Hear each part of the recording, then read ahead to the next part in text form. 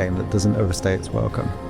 Rating it purely on a gameplay level is actually fairly easy. If you prefer your games with gameplay, avoid this. But gameplay clearly wasn't the goal with Fort Solis. The intention is to tell a narrative, and the main overarching narrative is compelling. Why is Fort Solis empty? Where are its occupants?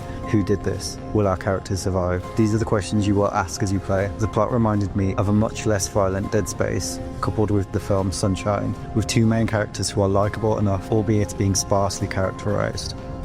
The narrative itself builds to a finale that did surprise me somewhat and has a middle swap around of characters that does ramp up the tension. I feel this moment in the story in particular suffers the most from the limited gameplay features, however. It is a moment ripe for a gameplay evolution, as at this point we are mostly familiar with the Fort Solis map. Introducing perhaps an enemy NPC or some sort of gameplay threat would have been welcomed, and some of the dialogue during this section even had me wondering whether this would be the case. Alas, it was not meant to be. There is also the issue of tone. Fort Solis is mostly very serious when it comes to its world building, and takes a realistic approach to documenting how Fort Solis suffered the fate that it did through its video and audio logs and emails. This is lightened somewhat by the over-the-radio dialogue between Jake and Jessica, who rib each other in a friendly manner and provide support as they investigate what's going on.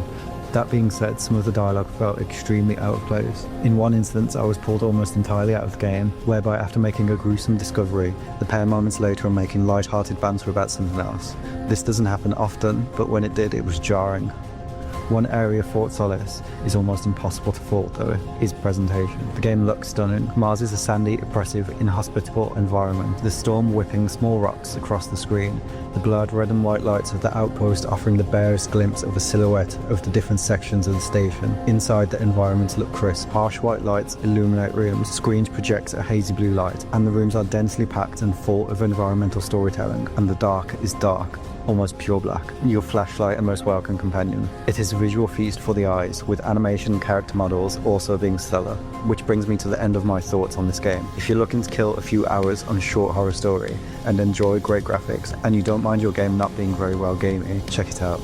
If not, well, you would have seen this sort of story before anyway, and the latest Dead Space remake also looks gorgeous and lets you shoot monsters' legs off.